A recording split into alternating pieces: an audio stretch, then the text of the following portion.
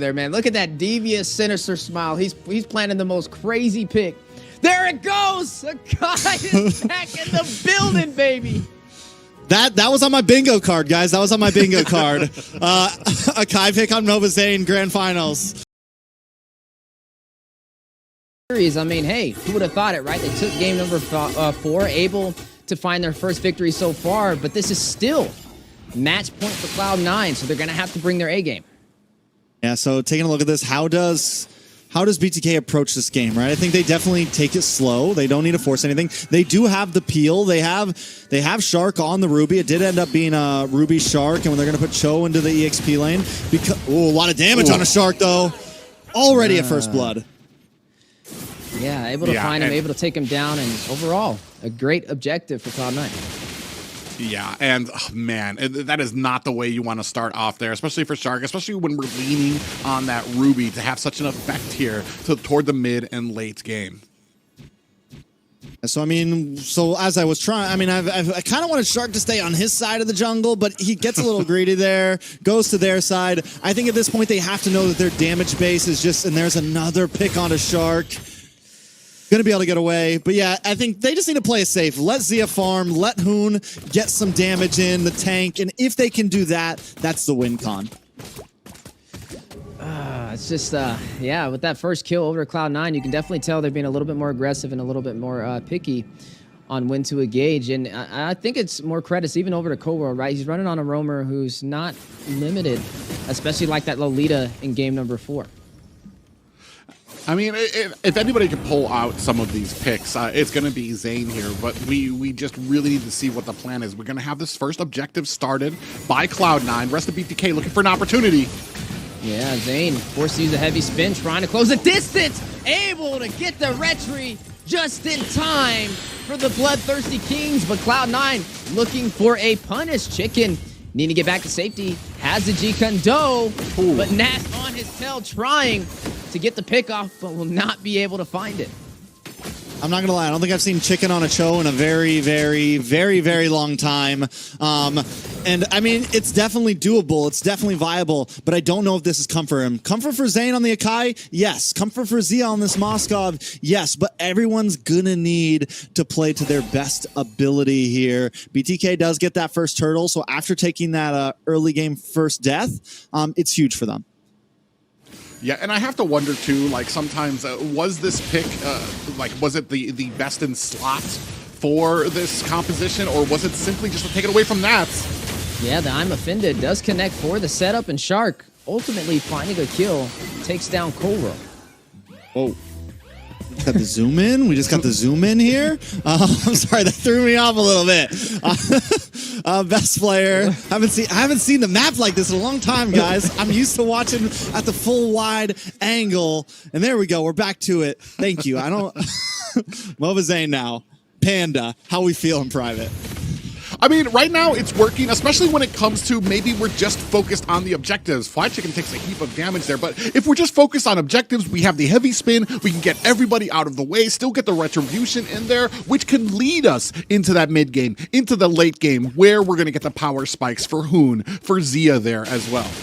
I mean, they got a lot of bullies for the early game, a lot of crowd control, especially with that Akai. I mean, he's a one-man army with that heavy spin, right? He should be able to zone everybody out, be able to close the distance, and get these turtles, and that's exactly what you've seen from Mobile Zane. I mean, it's a hero he thrives on, right? He doesn't have to really worry about the team looking for that setup. He can just create that opportunity himself. I mean, definitely. I mean, a lot of opportunities created. And BTK, they have the crowd control, right? They do have the answers, but it's still kind of a time game for them. And I think it's why they're not trying to force this turtle right now, because even earlier in the very beginning, we saw how much damage best player even doing to a tank like Mobile Zane. Shark in some trouble, should be able to get away. Nat's being the bully he seems to always be. But yeah, BTK still just waiting on that clock to keep ticking. Yeah, and it's and ticking away it is. Nat's doing such a great job. Whatever he plays, he's always all over the map. Ooh, Zane! Ooh, and a little bit of trouble. Forced to use a heavy spin, pinning Nats on the wall. Chicken trying to find an opportunity for the engagement. Won't be able to do it now. Nat's trying to punish. For the Glacier connecting. I'm Offended as well. Nat's still alive, trying to get to the bush. Trying to limit their vision. Hit with the G-Kundo. Chicken, possibly with the final touches, able to find Nas on the heavy aggressive play. But look at Z on the... Oh! Oh, bot side, AOG connecting. And Zia will fall. Cold World may pay the ultimate price, though. No, able to get back out. Yeah, I mean, at that point, Basic now gets a tower, Zia goes down, and this is kind of, you know, we mentioned Basic getting on a comfort pick like this, and even if BTK can keep up in objectives when it gets down to Lords, even if he makes a big heavy spin play with Mobazane and steals a Lord, we know the threat that Basic carries on this Claude in these off lanes. Man, Mobazane, I want to say they were threading the needle with that fight against Nats there. He was very close to being able to take down Mobazane. They do find the synergy, able to find the combinations there to be able to take him down, but it's answered right away at the bottom lane for Cloud9, finding the tower. And, I mean, Zia, we talked about this matchup before offline. There's been so much improvement from the side of Basic there to be able to, and then the pressure that you're getting here now. Ooh, 2v1 matchup, not going to work in Zia's favor. Basic able to secure the kill. Shark will follow. Nas be the one to secure that. In Cold World, they're not letting anybody go for free. AOG, but heavy spin punished. Cold World forced into the tier 3 turret. A Beyblade and Chicken will find Cold World. Cloud9 loses something for that push there. Roamer for Roamer. BTK, though, still very much hanging on here. Falling behind a bit in gold, but it's not over yet. Yeah, this isn't the first time. I mean, BTK, at this point, BTK is used to playing with a little bit of a gold deficit on them. But here we can start seeing even some of those objectives, what I was talking about earlier, where they might have some insurance, having Mobazane with that heavy spin. They're starting to lose some of these objectives. They're starting to fall a little bit behind. And that's not really what you want from a composition like this, like that I feel personally is lacking a bit of damage. Yeah, definitely lacking in damage, but overwhelming in crowd control, and they got to make that work in their advantage, especially for these early objectives. And not to mention, even though they have the heavy spin to work in their favor, Marcuti, he's picking up that heavy spin as well. So technically, Cloud9 has the same utility. Yeah, not only is it crowd control with Cloud9, but they also have movement on the map. A Shark in a little bit of trouble. Should be okay. The disengage happens. Items are up. No, still forcing it. They're testing the waters here. They're testing the waters. Yeah, a little bit of a little wet feet there from both sides there, kind of dipping into there, trying to find out where they can kind of put their limit push out there. Ooh, Zane was still able to get his purple buff there. Zooms in, grabs it, and gets away. Yeah, but we got to see. I mean, with the Sakai pickup, I mean, effectively, you're a jungle bully, right? You should be able to kind of zoom in with the heavy spins and get these objectives. With the next objective on the board, will he be able to pull that off? So far, Cloud9 has regained their composure that they lost in game number 4. There goes the heavy spin. There's the Beyblade action going toward the mid lane. 2 Cyclones in the making. Need to be careful, but not going to find a setup for either side. It's such a great answer, too, because you would think maybe go for the Frigid Glacier, right? Go for the big I'm offended. But what that does, essentially, is completely nullify what Mobazane wants to do with the heavy spin. It completely nullifies what the point of bringing the Akai into this game was. And Marcuti is answering it beautifully. And right now, a lot of pressure coming in. The little cut from the side of Cloud9 is going to be more than enough for them to get this next tower. First Lord up on the map. Look at the bot side. Chicken. The fracture, too much to handle. Best player on this. Nolan, a major threat and sidesteps the Spear of Destruction on his way out. Honestly, I don't even know if he wanted. Even if he lands that Spirit of Destruction, I don't know if he wants that smoke right now. Best player is sitting at 0-0-2, but the damage is definitely there. Nolan is looking scary at 9 minutes in. Yeah, and now they're going to go ahead, start putting some pressure on. They need to kind of make something happen here as Mobazane getting locked onto by Nats. Yeah, both sides still finding a way to engage, and right now Cloud9 having a little bit of the upper edge. Shark forced to use I'm offended. Marcuti holding on to that heavy spin, right? He's just waiting. He knows Mobazane is going to go in for it, but if he can hold on to it, then effectively he can nullify it. He can cancel it out with the heavy spin of his own. Speaking of Mobazane, down to 50% HP, that heavy spin may come out a little early, but Zane doesn't want to let it go, but he's being punished by Ness. He's going to force it out. There's the heavy spin, which means this should be a secured objective for the side of Cloud9 as Ness, the distraction, and the utility baiter. Ooh. And just like that, I mean, that's the sacrificial lamb for Cloud9, dives in, and they are able, Cloud9 able to secure, using that death to secure an objective.